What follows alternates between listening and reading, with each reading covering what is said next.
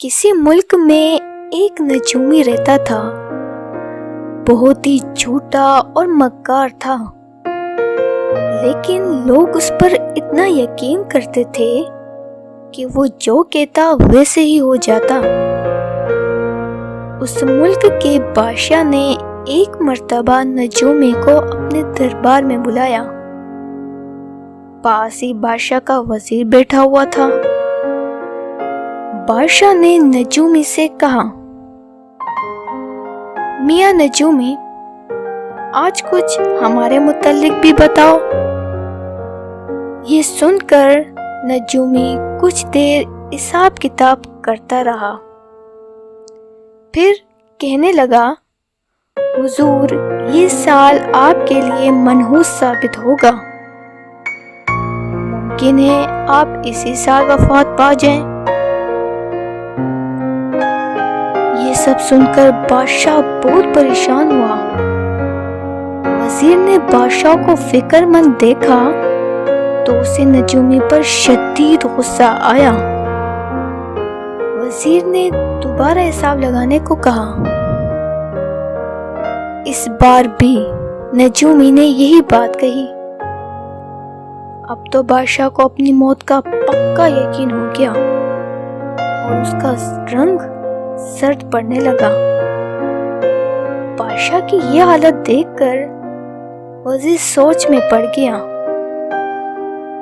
آخر اس نے بادشاہ سے کہا کہ فکر کرنے کی کوئی ضرورت نہیں، یہ نجومی بالکل جھوٹا ہے، اس کا جھوٹ میں ابھی ثابت کر دیتا ہوں۔ لہذا وزیر بولا،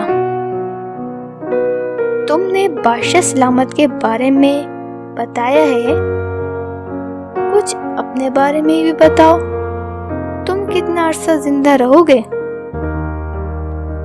نجومی یہ سن کر سوچنے لگا اور کافی دیر بعد بولا، میں ابھی 30 برس زندہ رہوں گا۔